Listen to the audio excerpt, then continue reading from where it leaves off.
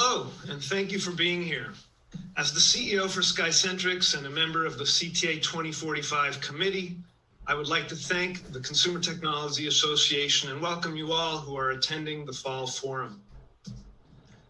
I wish I could have begun on a lighter note, but instead, I want to be respectful of the battles being fought for lives and homes and businesses on our West Coast. As they fight to save so much, we should all think about what we can do to help support their efforts and to try and make future fire seasons less damaging.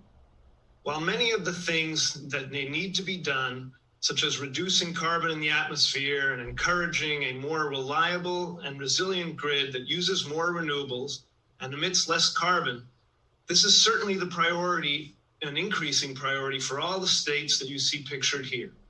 In this presentation, we're going to show you how Washington, Oregon, and California are doing exactly that and using an open CTA standard called CTA-2045 to support their efforts. First, a brief summary of the problem. What you are looking at here is an average daily demand for electricity between 6 a.m. and midnight. As you would expect, there's a small peak in the morning as people wake up, take a shower, make breakfast, and leave for work. Then there used to be a peak in the afternoon, but because of solar in many areas, that afternoon peak has shifted towards the time you see here, which is about between 5 and 9 p.m. The green area is the base load generation that is fairly predictable. It has long-term contracts and thus is provided at a reliable and low price. As you get more and more unpredictable on the grid, the electricity supply gets more and more expensive. Worse, that peak that you see has traditionally been met by gas-powered peaker plants. As you will see in more detail in this presentation, not only is the peak electricity more expensive, it also emits the most carbon into our atmosphere. It's hard to predict exactly when the hottest or coldest days of the year are going to be, and the grid has to have supply ready to go for those few days a year, as well as supplying the peaks every day. The bottom line is that even though that brown area is about 10 to 20% of the total electricity used every year, it represents over 50% of the cost and the carbon emissions. As you can imagine, that is a lot of money. Billions and billions of dollars each and every year. Most people talk about storing all of that in solar energy and batteries, and that would work. But batteries are expensive, and to store that much energy, you need a lot of them.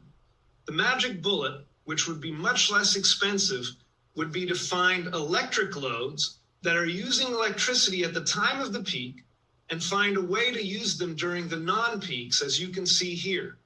But you can also see here that the shifted load does not exactly match the demand valley.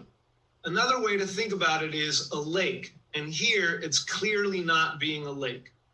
It turns out, as you can see here, that if you can make the loads even more flexible and dynamic and schedule them so that they precisely fit the valleys, which looks a lot more like a lake, but in this case is tilted, to ease the steepness of the ramp towards the peak, it turns out that the most difficult and expensive part of managing the grid is managing those steep ramps.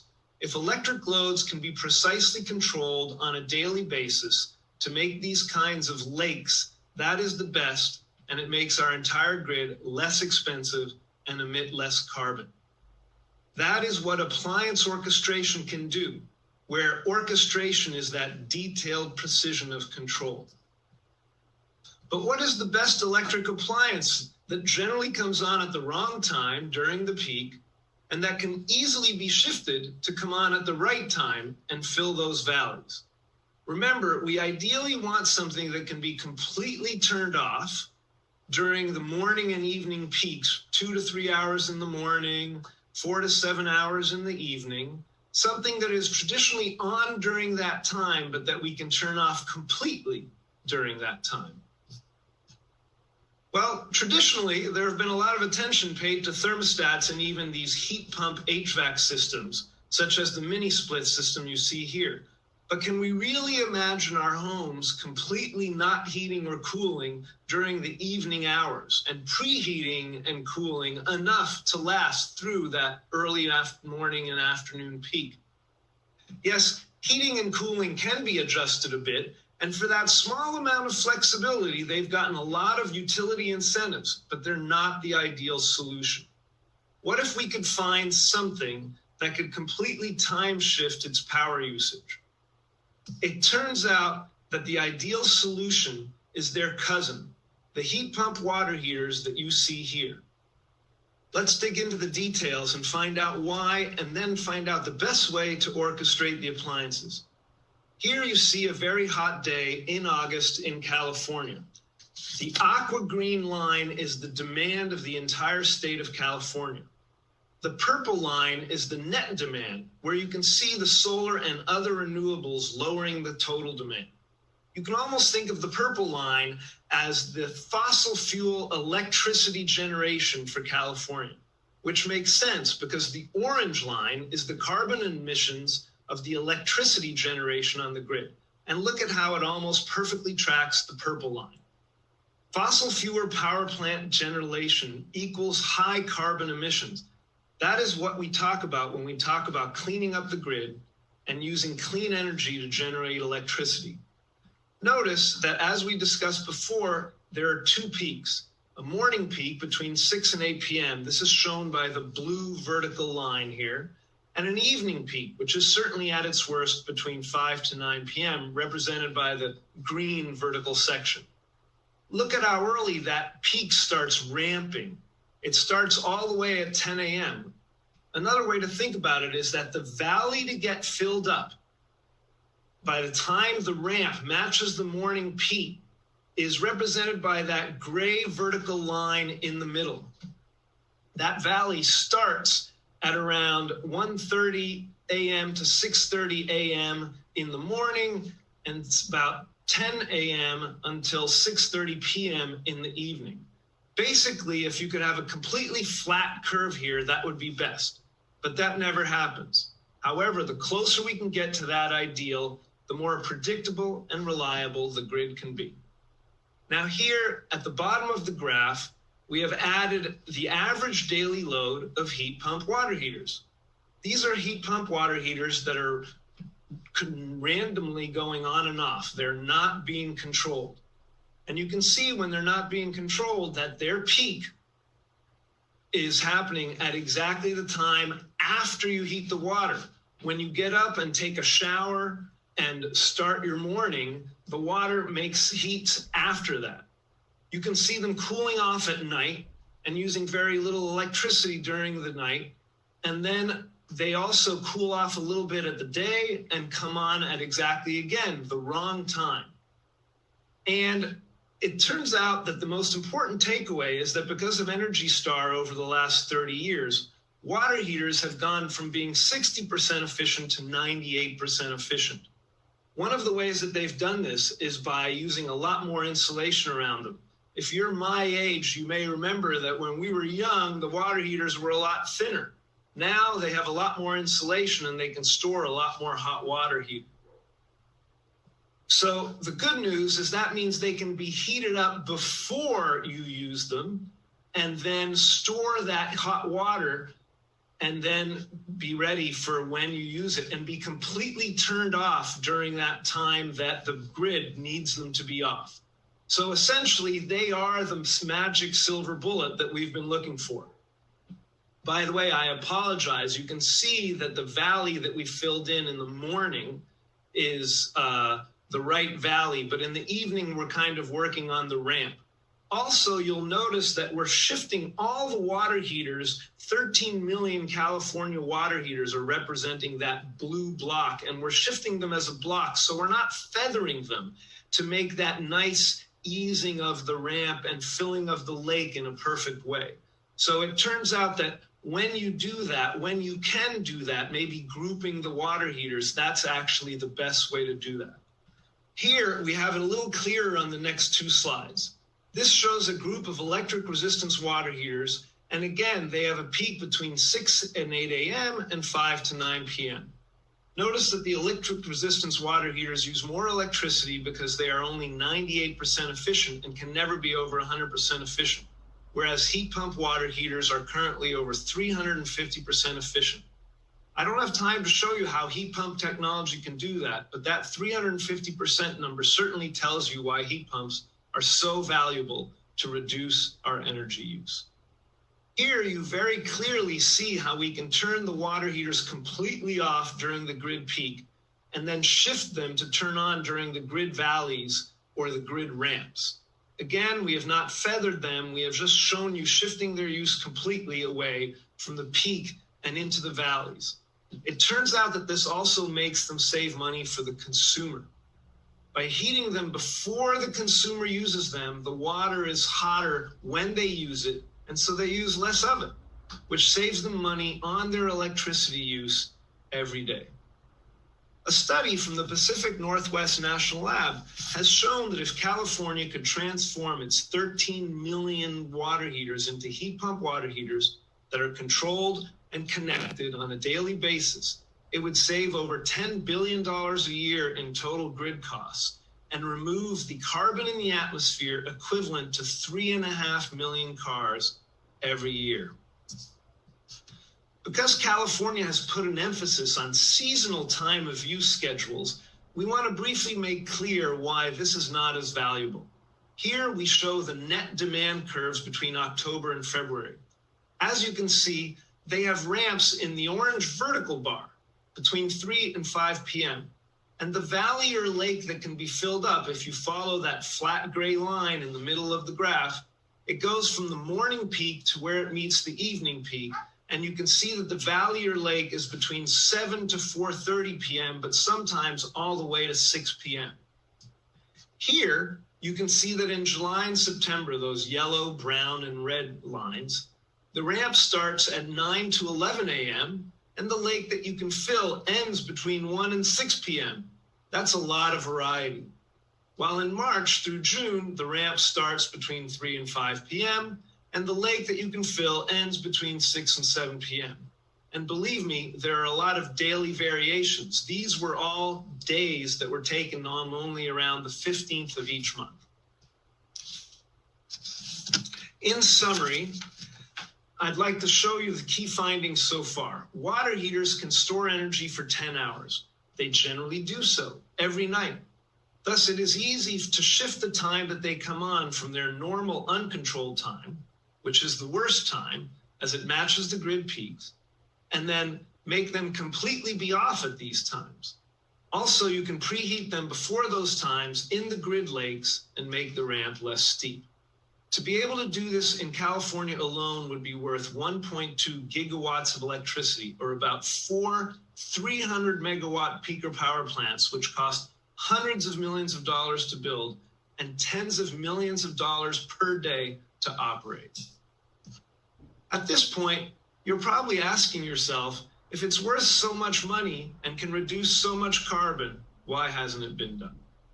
First, for those of you who have a smart thermostat and can control it from your phone or voice, I want you to think, would you have any interest in controlling water heater from your phone or your voice? Think about it. What would you do? Most of us buy a water heater, make sure it's set at the right temperature, and then we don't think about it for 10 or 15 years until it breaks. For the grid to connect to your water heater and manage it, it has to have a communication pathway, such as Wi-Fi or cellular. Putting Wi-Fi or cellular into a water heater would cost extra money, and consumers are just not ready to pay that extra cost. Would you? Over 3 million people have paid for connected thermostats because they were interested in controlling them from an app or their voice. And only then did the utilities provide incentives for them. But mobile app and voice control over their water heater is not of interest to most folks. To make things worse, when your water heater breaks, do you spend a week looking at consumer reports to make a good decision while you can't take a shower or wash your clothes or your dishes? Not likely. Remember when computers did not have Wi-Fi? You bought the computer, and you have to be as old as I am, I realize that. But you bought a computer and then you had to decide whether you wanted to have Wi-Fi or cellular, and so you had to buy a dongle. When the CTA and the utilities asked the water heater manufacturers 5-7 years ago to make water heaters that were connected, the problem was that some wanted Wi-Fi and some cellular and other methods. The OEM said, you have to create a part like a USB port, a port like a USB port, so that we don't have to spend very much money on our side to include it in our water heaters, and then you can pay for a communication module when you need it, and you can choose the type of communications that you would like to have. So the Consumer Technology Association and the utilities have been working with national labs to create this standard called the CTA 2045. I know we need a better name, sorry about that. But it is the USB port for appliances. And here you can see that there are two versions, a low-powered DC version for small appliances such as thermostats, and an AC 110 to 240 volt powered version for larger appliances. Although frankly, both are used by different water heater OEMs. And as you can see with modules from SkyCentrics and eRadio, there's already innovation and competition with the communication modules at this time. Here, you can see the category-leading brand name manufacturers that have implemented CTA 2045, including water heaters from A.O. Smith and Rheem, with GE Appliances and Bradford White joining them soon. And then there actually are other device types, such as Mitsubishi mini splits, Siemens electric vehicle chargers, Pentair pool pump controllers, Emerson water heater switches, and Island Air PTAC HVAC systems. The wide variety of appliance types means that utilities can work with one kind of module for homes and include many appliances. We've talked about water heaters so far, but all the electric appliances that use large amounts of electricity can contribute to help the grid through orchestration. Here, you can see the types of modules and the variety of communication paths that they provide. Although Wi-Fi seems tempting as it is free, studies and pilots to date have shown that consumers let their water heaters fall off Wi-Fi anytime they change their Wi-Fi password or their Wi-Fi router. And it ends up being expensive to call them up and ask them to put their water heater back on Wi-Fi. One utility was losing 10% of 70,000 Wi-Fi connections every month. After all, think about how you manage your own Wi-Fi connection. When your Wi-Fi changes, the first thing you do is get your kids back on, then you get your own computers back on, and maybe a week or two later, you might get your printer back online when you have to print something. But would you really be remembering to put your water heater back on Wi-Fi? When California has 13 million water heaters providing the value of 4 300 megawatt peaker power plants, it can't afford to lose the connection. Low-cost cellular appears to be gaining ground as their preferred method. Smart meter mesh may also prove valuable. But the point is that CTA 2045, over a 10 to 15 year life of the appliance, utilities can choose the most reliable and cost-effective method and modules that enable them to have this mission-critical appliance orchestration. I want to start wrapping up this presentation by first letting you know why you're going to start hearing a lot more about the CTA 2045 modules. Here's the AC-powered one, and here's the DC-powered one in the next coming months. Yes, we need a better name.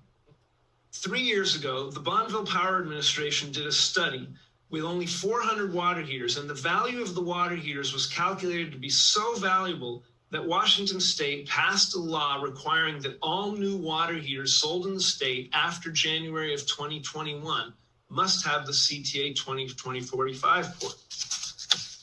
Why did they choose the CTA 2045 port over, for example, built-in Wi-Fi? Again, they wanted to make sure that the connection could be uniform across all water heater manufacturers, one module for all water heaters, and they wanted to be able to choose their communication path, cellular, FM, Wi-Fi, etc. Here you see that Oregon will join Washington in 2022. So these are more regulations and laws and states that are coming on board with CTA 2045. California has mandated that CTA 2045 is in water heaters for all new construction. Unfortunately, California has 95% gas water heaters. California is currently working on a market transformation program so that over the next 10 to 15 years, every California water heater will be a connected electric heat pump water heater. They're starting with new construction, but there's a strong chance that they will join Washington and Oregon to mandate a CTA 2045 port in all new water heaters. I would also like to finish the presentation by presenting the unique benefits of CTA 2045 and, more importantly, how this benefits the consumer. As I've shown, a CTA 2045 port on appliances provides the same flexibility that a USB port provides for computers. Different communication paths can be chosen: Wi-Fi, cellular, even FM radio over FM radio stations. And more importantly, it future-proofs the communication paths that may not have even been invented yet. Historically, the vendors of the communication modules have been able to make changes to their software and add features in weeks, whereas appliance manufacturers have to do things very carefully, and those changes have to be tested and released over months or years. At scale, as with all electric smart devices, the costs are lower when you can make 1 million of one kind of module rather than having proprietary communication dongles from every manufacturer. CTA 2045 also allows the appliances to be smart and manage themselves and decide how they want to respond to grid signals. Right now, there are 3 different kinds of off and 2 different kinds of turning them on and loading them up. Many manufacturers use the first 2 types of off to monitor their water heater smartly with sensors. And if there's a risk of a water heater running out of hot water, they turn on briefly to top themselves off, even though the grid had asked them to turn them off. It is only the 3rd level of off where they're guaranteed to be off during the entire time. The system can allow the customer to override the grid signals for up to 3 days. This means that if your college daughter's volleyball team is staying over for a few days, you can override the signal from the grid and make sure they have plenty of hot water for showers. These smarter devices make for happier customer experiences. I appreciate your attention up to this point, and finally I can get to the most important customer of all, at least for the Consumer Technology Association, and that is the consumer. The consumer will experience a variety of ways to lower their electricity bills. They will get energy saving just by getting a more efficient appliance and having it turn on at the right time instead of at the wrong time. They will also generally get a lower rate all the time just because they've connected orchestratable appliances. In the same way that utilities provide rebates and incentives for thermostats, they will get incentives for these incredibly efficient heat pump water heaters. Remember, over 350% efficiency. That will save them money on their electricity bill every day. And they will get incentives for allowing that daily valuable schedule change to match the grid's cost and carbon emissions. And also schedule changes that make the water heater be fully hot at exactly the right time, which also saves them on their utility bill. The consumer will get appliances that will smartly prevent cold water events, make sure they have enough hot water at all times, and respond to their set and forget preferences. Their appliances will give them the ability to override the utility signal in case they have an unusual event. And they will get mobile app and voice control to allow their whole house to easily orchestrate or go to sleep. If a bad weather event is coming that risks that they lose power or that they have to island from the grid and use their battery, they will be able to preheat their hot water and turn it off during the event and orchestrate their appliances so that they provide better resiliency and can shift their electricity to high priority appliances such as freezers and refrigerators. The past 30 years have been all about efficiency. The next 30 years will be all about control and appliance orchestration. Water heaters are the first big appliance to provide these benefits, but pool pumps, heat pump HVAC systems, larger multifamily central systems, and EV chargers will be next. We at SkyCentrics have been helping OEMs create their CTA 2045 solutions and test them with our modules web applications, mobile app, and voice control. If you are a Consumer Technology Association OEM that would like to know more about implementing a CTA 2045 solution, we'll be happy to assist you in your efforts. If you're a utility or a regulator and would like to know more about appliance orchestration, we'll be happy to assist you in our efforts.